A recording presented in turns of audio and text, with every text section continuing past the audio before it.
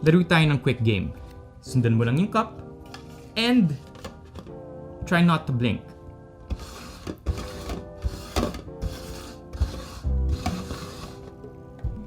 Eto ba yung napili mong cup? Final answer? Congrats! Kaso lang, now, I know this isn't the best example, pero paano kung sinabi ko sa inyo that the best way to make money on Kumu is to not think about the money at all? Huwag magpapadala sa clickbait. Alam kong mas maganda ilagay sa title na pwede kang kumita ng 10K in just 3 days or pwede ring 25K in 3 hours. Totoo naman, nangyayari nga naman yun sa Kumu, and based on your initial search dito sa YouTube, magmumukhang madali lang talaga kumita sa Kumu. Pero sa totoo lang, mas realistic pang sabihin na kakayanin mong kumita ng 10K in 1 month, lalo na kung nagsisimula ka pa lang. Ngayon, di ko naman ibig sabihin na imposible ang kumita ng libo-libo sa isang stream. Pwedeng mangyari ito at marami-rami na rin ang ganito ang nakukuha. Pero para ko na rin sinabi sa'yo na kaya ng kahit sino na yumaman ng todo sa pagiging YouTuber. Oo, totoo naman yon. Pero kakailanganin mong maghanda at magsipag. Malaki na ang Kumu, so marami ng talents. Marami na ring iba't ibang uri ng content. At tulad dito sa YouTube, kalaban mo na rin ang traditional na mga artista. Yung mga artistang to, kaya nilang maghakot ng maraming support dahil mayroon na silang existing fanbase. Pero naniniwala akong kaya mo rin kumita sa Kumu dahil lahat tayo unique. And as long as maibahagi mo yung sarili mo sa viewers mo ng maayos, you will always have the opportunity to be one of a kind. And that alone, for me, is good enough. Dagdagan mo pa ng interesting na content at alalayan mo na rin ng maayos na lights and sound setup at talagang magiging maganda ang simula ng livestream journey mo. So I have 5 tips for you today. Bago tayo pumunta doon, mabilisang lesson lang sa ekonomiya ng Kumu. Importanteng alalahanin mo na sa Kumu, may 3 currencies na umiikot. Pesos, coins, and diamonds. Magiging malaking tulong na kabisaduhin mo kung papaano ang relasyon ng bawat isa. Gamit ang pesos, pwedeng bumili ng coins. Gamit naman ng coins, pwedeng bumili ng iba't ibang virtual gifts para ibigay sa streamer. VG nga pala ang virtual gifts in short. And ang bawat virtual gift naman o VG, may katumbas na diamonds. Ang diamonds, pwedeng i-convert back to pesos. Medyo magulo ba? Okay, mas simplihan natin ng onte. Kunwari streamer ka, nakatanggap ka ng virtual gifts. Bawat virtual gift may katumbas na diamonds. Gifts can be as low as 25 diamonds, such as when you receive a halo-halo VG, to as high as 200,000 para naman sa Yamashita VG. Lahat ng diamonds mo nasa store sa wallet. And once umabot ka na sa 50,000 diamonds, pwede mo na itong i-convert into pesos. Depende sa tier ng streamer, iba-iba rin ang conversion.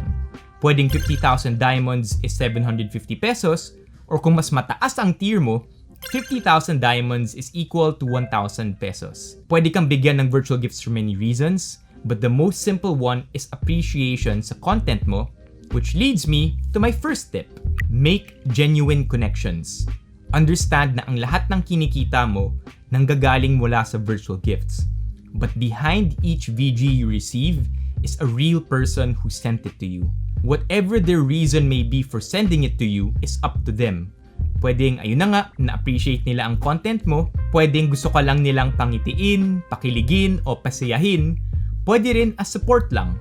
Pero ang importanteng malaman mo rito is tao ang nagbigay nito. At dahil tao ang nagbigay nito sa'yo, dapat makatao ang pagtrato mo sa kanila parati. Kailangan taos-puso mo talagang pinalalago ang relationship mo with each viewer nang hindi lang dahil sa posibilidad na makakuha ka ng VG, because that's not how it works. At kung pumasok ka sa Kumu na pera agad ang iniisip, madali kang matatalo. So in the end, it's best to nurture genuine relationships. Tip number 2, you are not entitled to virtual gifts. Huwag mo tratuin ang gifters mo bilang pangkabuhayan package. Realize that your viewers are not your cash cows and you are not entitled to gifts. If anything, you earn them.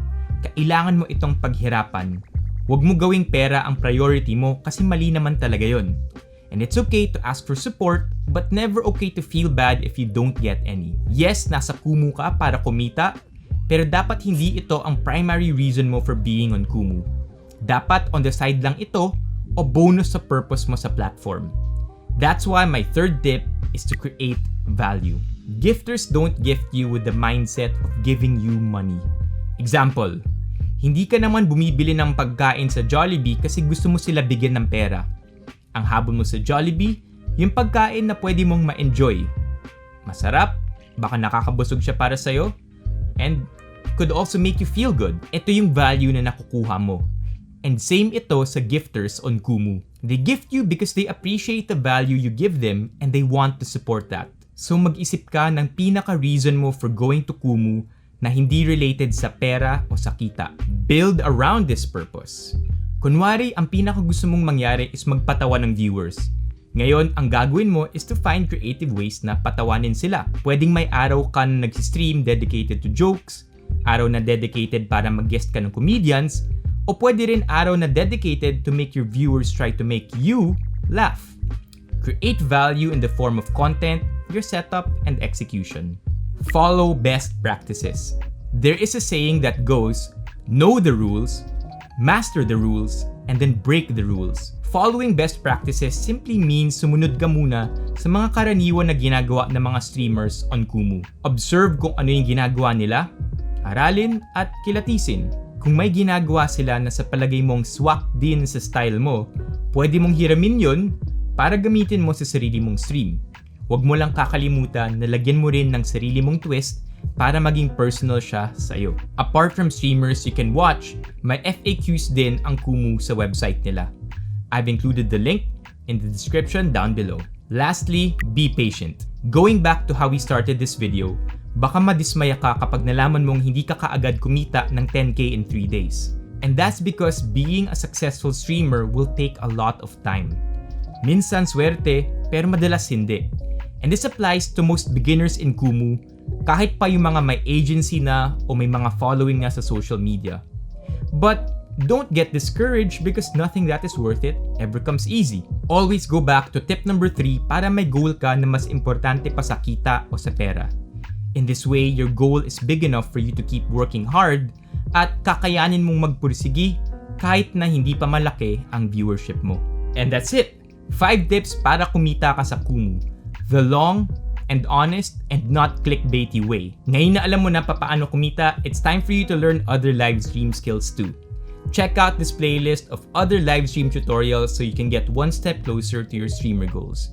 If you like this video, please hit the thumbs up, tap on the notification bell if you haven't yet.